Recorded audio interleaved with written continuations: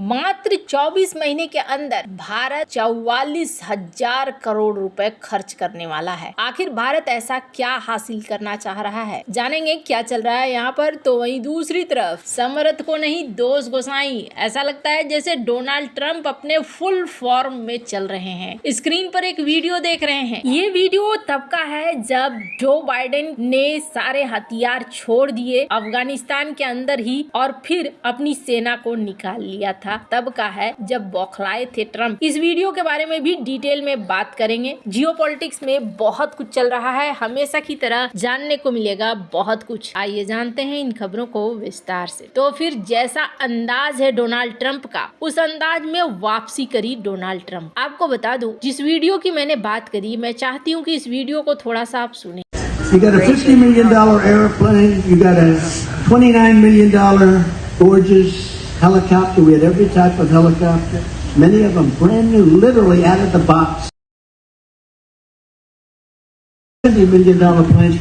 You mean you think it's cheaper to leave it there so they can have it than it is to fill it up with a half a tank of gas and fly it into Pakistan or fly it back to our country?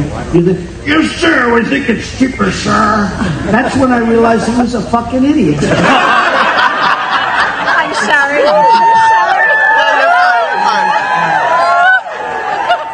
इस video में आपने क्या देखा? Donald Trump बहुत नाराज हुए थे और डोनाल्ड ट्रंप ने कहा कि लोगों ने ये कहा कि वहां से निकलो और इसे छोड़ दो हथियारों को, ये हथियार सस्ते हैं, कोई बहुत महंगा नहीं है। मैं कहता हूं कि ये बहुत ही गलत डिसीजन था। उन्होंने यहाँ पर थोड़े अपशब्द जैसे शब्द इस्तेमाल करते हुए इस बात को कहा। डोनाल्ड ट्रंप के समय में डील जरूर हुई थी तालिबान के साथ, लेकिन निकलने का काम जो बाइडेन के कार्यकाल में हुआ। जो बाइडेन के ऊपर डोनाल्ड ट्रंप आरोप लगाते रहे कि अफगानिस्तान से निकलने का काम वैसे नहीं हुआ जैसा वो चाहते थे और यहाँ पर सबसे बड़ी गलती करी। वैसे आपको बता दूं, एक चार्ट देख रहे हैं, इस चार्ट में कितने बम गिराए गए अफगानिस्तान के ऊपर वो लिखा हुआ है। 2006 से 2019 के बीच में कितने बम गिरे और आंकड़ा जो है ना वो 310 से लेकर 7,423 तक। इतने सारे बमबारी, इतनी सारी चीजों के बावजूद आखिरकार निकलना पड़े। केविन मैकार्थी, इन्होंने एक ट्वीट किया था और इन्होंने कहा था कि प्रेसिडेंट बाइडेन ने इतने डॉलर के हथियार दे दिए तालिबान को जितना तो अभी ऑस्ट्रेलिया के पास नहीं है। इनके पास जितना ब्लैक हॉक है उतना ऑस्ट्रेलिया के पास नहीं है। इन्होंने हजारों ISIS के आतंकियों को निकाल दिया है, हम कितने सेफ हैं। ये उस समय बातें होती थी। अब जब डोनाल्ड ट्रंप सत्ता में आए ना, तो डोनाल्ड ट्रंप ने कहा कि मुझे वो सारे हथियार चाहिए और मुझे वो हथियार वापस करो। तालिबान ने यहाँ रिप्लाई दिया कि नहीं, वो नहीं हो सकता है, वो सीन अब खत्म हो गया है और जो सीन खत्म हो गया है उसे हम वापस नहीं ला सकते हैं। ये हथियार अब हमारे हुए। हथियारों की संख्या भी बहुत ज्यादा है, बढ़िया बड़े बड़े। तालिबान ने तो एक चीज ये कह दी कि हमें और हथियारों की जरूरत है ताकि हम यहाँ पर ISIS से लड़ सकें, अपने आप को सुरक्षित कर सकें। पर यहाँ डोनाल्ड ट्रंप ने कहा है कि तुम्हें अब तभी मदद मिलेगी जब तुम हमारे पूरे हथियारों को वापस करोगे। तालिबान ने तो अभी तक कुछ नहीं किया है, लेकिन क्या है कि अचानक से हथियार पहुँचने लगे हैं अफगानिस्तान के अमेरिका के पास। अब ऐसा कैसे? ऐसा इसलिए कि जब अफगानिस्तान पे कब्जा किया था तालिबानी लड़ाकों ने,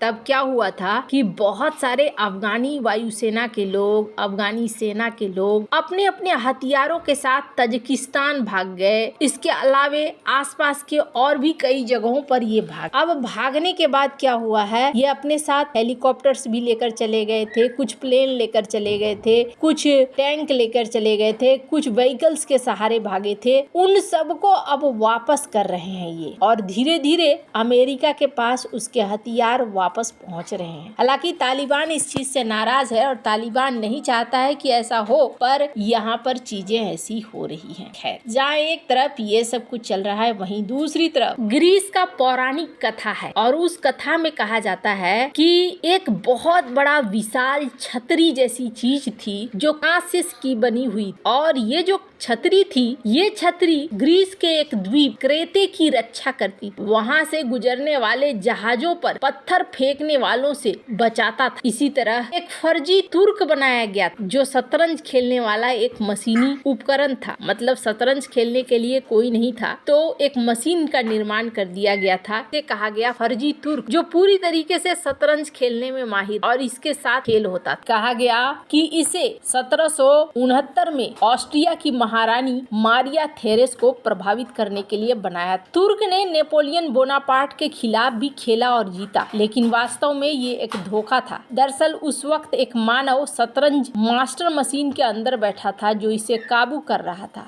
1830 के दशक में चार्ल्स बेबेज ने एनालिटिक इंजन के लिए एक डिजाइन बनाया और इसके आखिर 153 साल बाद एआई का अवतार हुआ। बेशक एआई मशीन के लिए डिजाइन नहीं था, लेकिन आज इसे माना जाता है कि डिजिटल कंप्यूटर का अर्गदूत। अब ये सारी बातें क्या है तो आपको बताऊं। दरअसल ये बताता है कि इतिहास में ऐसे ग्रंथ भरे पड़े हैं जो ऐसी शक्तियों के बारे में बात करते थे। एआई टेक्नोलॉजी उसे नहीं कहते थे नाम, लेकिन उस तरह की चीजें उस जमाने में निर्माण होती। आज का समय वही चीज हो रहा है, वापस से चीजें लौट कर आ रही है, लेकिन नए रूप में, जिसे कहते हैं आर्टिफिशियल इंटेलिजेंस। आज की डेट में आर्टिफिशियल इंटेलिजेंस बहुत बड़ी चीज है और आपको बता दूं, भारत भी एआई की दुनिया में छाने की तैयारी कर रहा है। भारत पहला 10,000 करोड़ इंडिया एआई मिशन पर लगाने को तैयार। इसके अलावे कम्यूट बजट भारत का 4,563 करोड़ रुपए का है। 69 रुपए प्रति ग्राफिक्स प्रोसेसिंग यूनिट होगी, जो $1 से भी कम होगी और 1 घंटे जीपीयू की लागत होगी। $3 है अभी दुनिया में औसतन जीपीयू के 1 घंटे की लागत, और भारत इसे मात्र $1 में ला रहा है, यानी और भी ज्यादा सस्ता। एक रिपोर्ट में बीते साल कहा गया कि भारत, सिंगापुर, ब्रिटेन और अमेरिका जैसे अग्रणी देशों में 60% कंपनियों के पास एआई के प्रोजेक्ट चल रहे हैं, यहाँ पायलट चरण में है। वहीं Spain, Australia, New Zealand, Germany, Japan जैसे एआई पिछड़े देशों में केवल 36% कंपनियों ने इस तरह की शुरुआत। गूगल ने बीते साल एक रिपोर्ट जारी किया था जिसमें यह अनुमान लगाया गया था कि साल 2030 तक भारत में एआई को अपनाने से कम 33 लाख करोड़ रुपए का आर्थिक मूल्य प्राप्त किया जा सकता है। दरअसल पीएम मोदी खुद भी भारत को एआई के क्षेत्र में अगुवा बनाना चाहते हैं। इसे भारत के लिए संकट मोचक यानी कि हनुमान माना जा रहा है, जो हर समस्याओं को सुलझाएगा। एआई समिट अभी हो रहा है और भारत की प्लानिंग क्या है? भारत की प्लानिंग है 44,000 रुपए खर्च करने की आने वाले 2 सालों में, और भारत इस एआई मार्केट में छाना चाहता है, जो पहले $454 बिलियन का था, लेकिन अब ये बढ़कर $2500 बिलियन